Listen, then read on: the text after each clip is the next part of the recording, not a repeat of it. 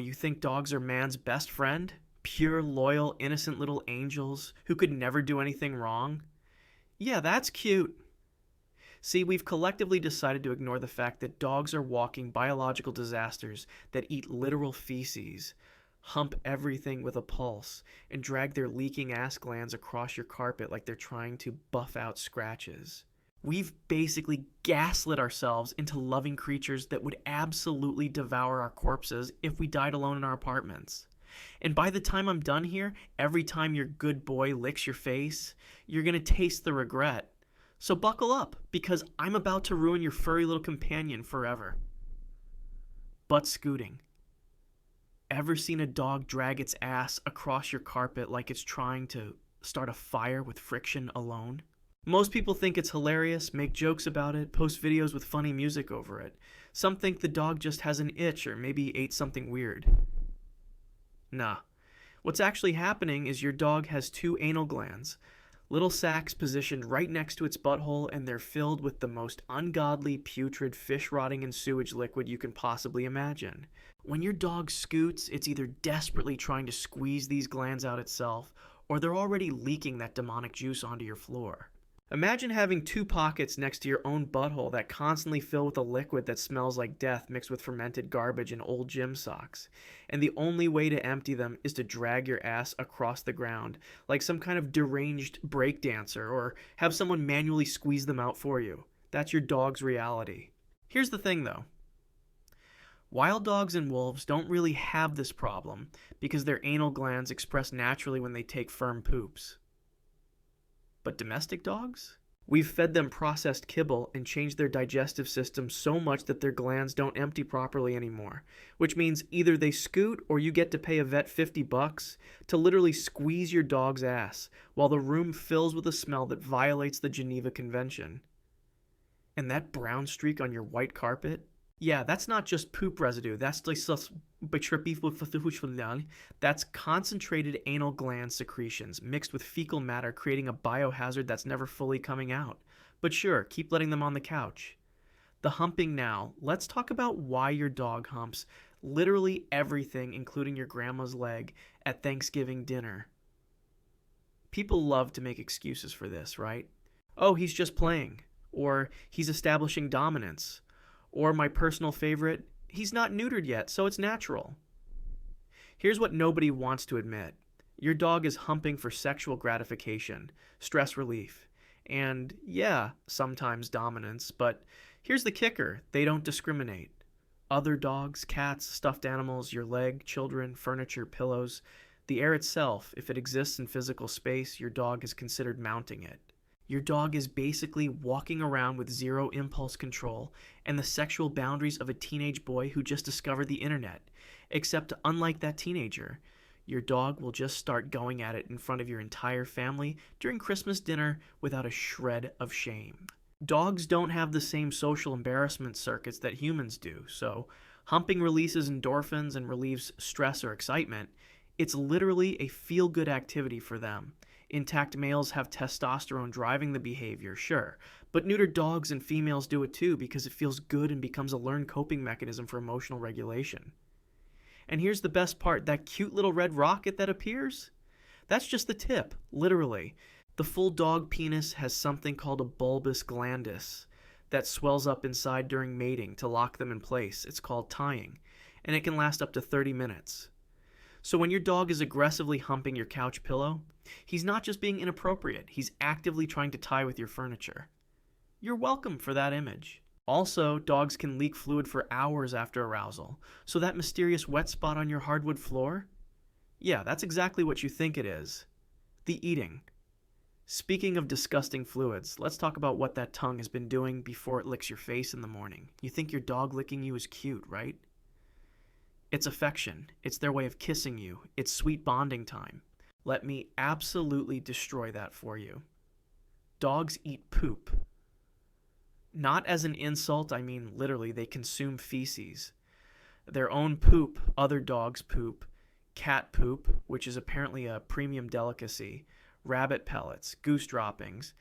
If it exited an anus, your dog wants it in their mouth. It's called coprophagia, and it's way more common than anyone wants to admit because we're all in collective denial about it. Imagine someone eating a Tootsie Roll straight out of a litter box, and then immediately running over to French kiss you on the mouth. That's your morning routine with Fido.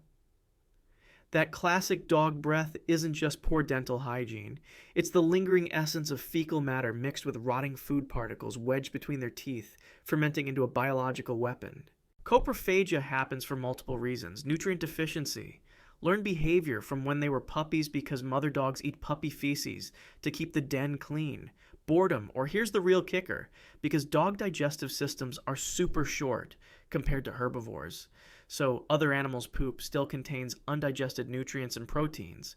To your dog, cat poop is basically a protein bar that's already been pre-processed for maximum convenience. But wait, it gets worse.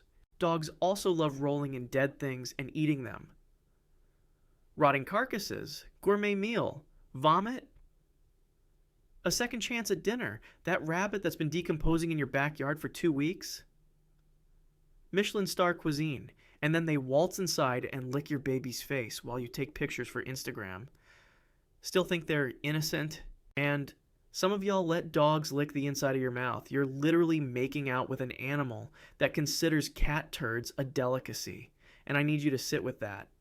The breeding now, let's talk about how humans have absolutely destroyed dogs through selective breeding, because apparently eating poop wasn't enough suffering. People see purebred dogs as prestigious, expensive, desirable, something to brag about on social media. Different breeds for different purposes, right? It's heritage, it's tradition. Now, what we've actually done is breed dogs into genetic nightmares that can barely function as living organisms. Bulldogs literally cannot breathe or reproduce naturally anymore. Pugs have skulls so deformed their eyes can pop out if they sneeze too hard. German Shepherds have hips so messed up from selective breeding that most can't walk without pain by age 7. Dachshunds have spines so absurdly long compared to their legs that their backs herniate like it's a scheduled event. And we did this on purpose, intentionally, for aesthetics. Imagine if aliens showed up and started breeding humans to have cute button noses, but as a side effect you couldn't breathe without surgical intervention. Then they kept breeding you that way anyway because, look how cute the struggling is. That's what we did to bulldogs.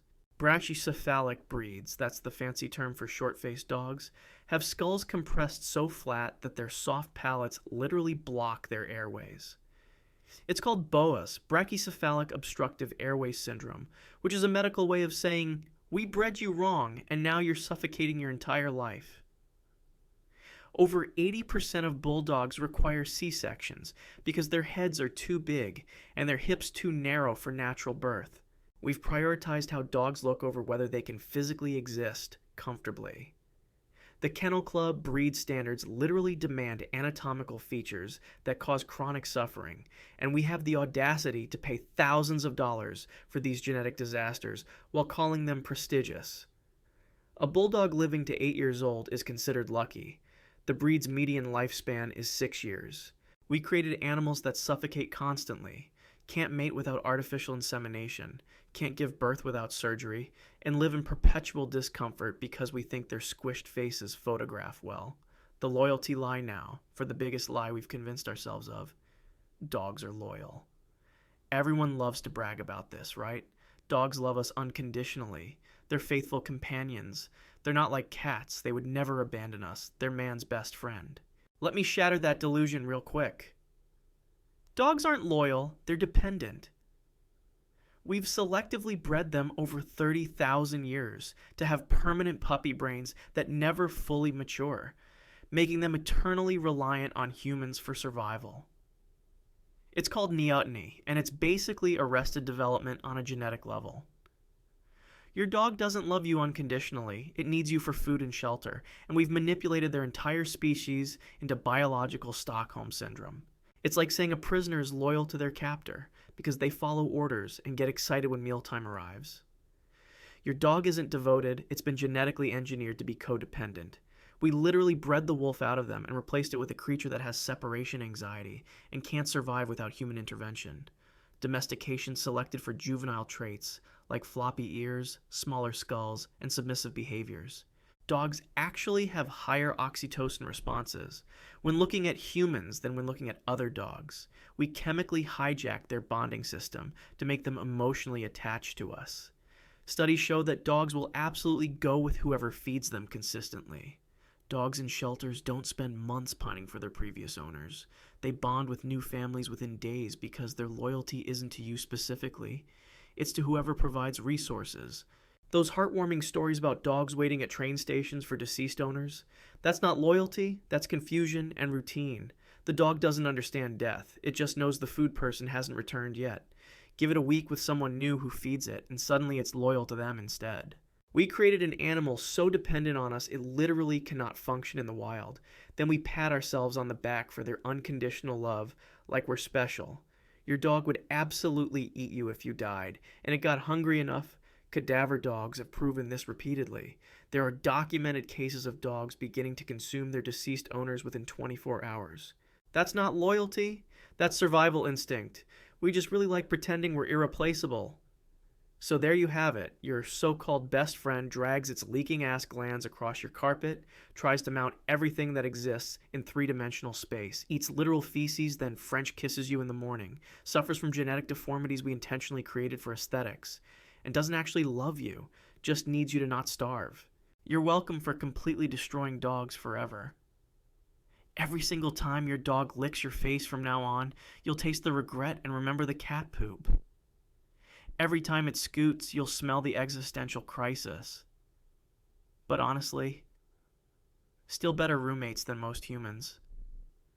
At least they're too dumb to judge your life choices, and they're always happy to see you, even if it's just because you control the food supply. Now, if you'll excuse me, I need to go apologize to my dog for exposing him like this and maybe squeeze his anal glands.